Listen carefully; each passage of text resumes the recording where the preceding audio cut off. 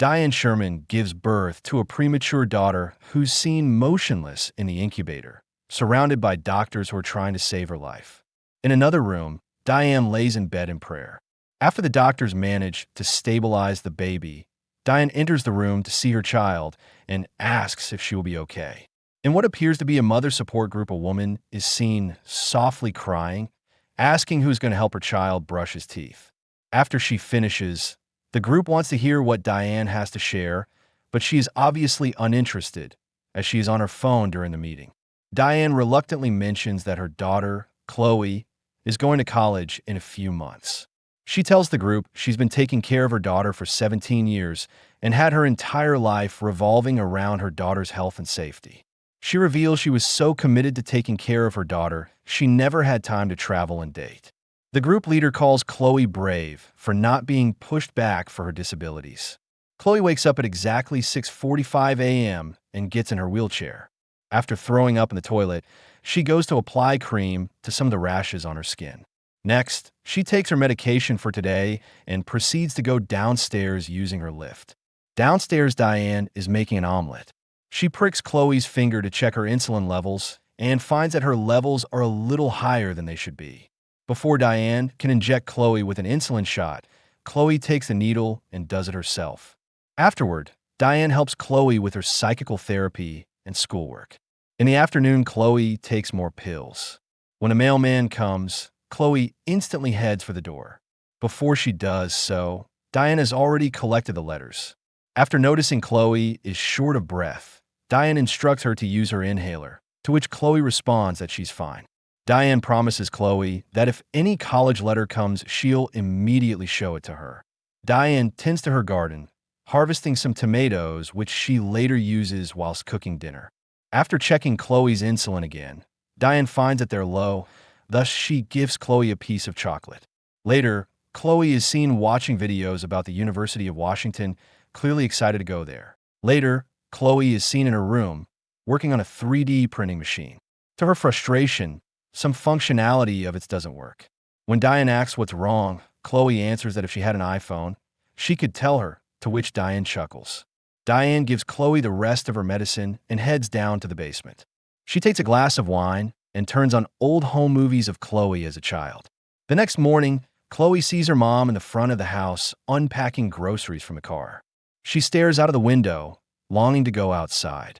When Diane gets a call and leaves to find better reception, Chloe checks out the groceries her mother brought and steals a few chocolates. While checking the groceries, she finds a bottle of pills prescribed for her mother. She hears her mother and immediately puts the pills back in a grocery bag. Diane states that her old med company went out of business and she had to switch prescriptions. Chloe reluctantly asked her if the pills are hers since she saw her name on the pill bottle, to which Diane scoffs and tells Chloe it's only a label. The next morning, Chloe skips taking her pills. She crafts a mechanic claw of some sorts, which she uses to reach the pill bottle on the top shelf. A car can be heard approaching. Turns out it's the mailman again, and Chloe hurries to get the mail, only to find Diane got to the door first. When alone, Chloe investigates pills by the name of trioxane. When examining the bottle, Chloe finds her name is on the label. She decides to peel it off, only to find her mother's name underneath. She realizes she's been given unnecessary medicine. Later, when her mother gives Chloe her pills for the night, she secretly spits them out. When she is sure her mother is sound asleep, Chloe goes on the computer to continue her research on trioxane. Unfortunately, she has no internet connection.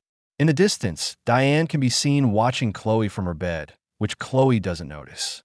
In the morning, Diane is seen arguing with an internet provider. It appears their internet connection is down until further notice. Diane asks Chloe about her internet use. Chloe lies and says she's been Googling how to fix her 3D printer. Every time her mother is distracted, Chloe seeks the opportunity to learn more about the pills. She tries to call a pharmacy, but they quickly hang up on her, mistaking her voice for her mother's. After multiple unsuccessful attempts to connect to a pharmacy, Chloe calls a random number and a man picks up. She pleads for him to help her by researching trioxane pills. After some persuasion, the man agrees and Chloe soon finds out that trioxane is a drug used for heart disease and can cause heart failure. After finding out the colors of the pills don't match, with trioxane being red and the pills she's been taking being green, Chloe is puzzled and doesn't know what to do next. The next day, Chloe and her mother go to a theater to watch a movie. Chloe excuses herself to go to the bathroom. Instead, Chloe goes outside and crosses the street to the pharmacy. She cuts through the waiting line and shows the pill to the pharmacist, asking what kind is it. The pharmacist refuses to answer at first, but when Chloe lies that she and her mom are on a scavenger hunt, and the next clue is the pill's name, the pharmacist informs her the pill is a muscle relaxant for the legs and that it's made for dogs. Chloe has a panic attack. Diane frantically enters the pharmacy and injects Chloe with an insulin shot. She takes Chloe home and takes a shower. It is revealed she has deep scars on her back that appear to be either from slashing or whipping. Later, Diane has a phone call with the pharmacy, trying to convince the pharmacist she would never give her daughter pills for animals. Diane Googles household neurotoxins. Chloe awakes in her room and finds her door locked. Her mother appears to not be at home, and she takes the opportunity to try to escape. She manages to pick the lock, but there is a rake that's jamming the door shut. Chloe decides to tie a bunch of electrical cords together, fills her mouth with water, and climbs out of the window. She manages to arrive in front of the next window and plugs her soldering iron and presses it on the window. She spits water on the window, fastening the shattering process. She climbs through the window. Chloe suddenly can't breathe and has to hurry back to her room for her inhaler. After she does so, she hurries to her lift but finds out the power is off. She throws herself down the stairs and suffers some injuries. While wounded, she finds out she can move her toe. Chloe gets in her wheelchair and tries to escape, but accidentally rolls in front of a truck. The truck thankfully stops, and a man worryingly approaches Chloe. At the same time, Diane arrives. Diane and the man have an argument because the man is suspicious of Diane. The man questions Chloe if she wants to go to the police or the hospital, to which Chloe responds she wants to go to the police. Unfortunately, before they can go, Diane subdues the man by injecting him with an insulin shot. Chloe starts hyperventilating and passes out. Chloe wakes up in the basement, where she finds her college letters in the trash. Chloe also finds her baby photos, where she is seen walking despite her mother telling her she was in a wheelchair all her life. Chloe also finds a death certificate for a baby named Chloe, which states she's been alive for only a little over 2 hours. The newspaper clipping which mentions a case where a baby was stolen from a hospital indicates Diane stole Chloe as a baby to replace her dead child. A flashback is shown in which Diane holds her dead child and screams. Later, she stares at the newborn children in the newborn ring, waiting for the nurse to leave. Chloe breaks down upon her realization. At that moment, Diane enters the room, and the two have a heated argument.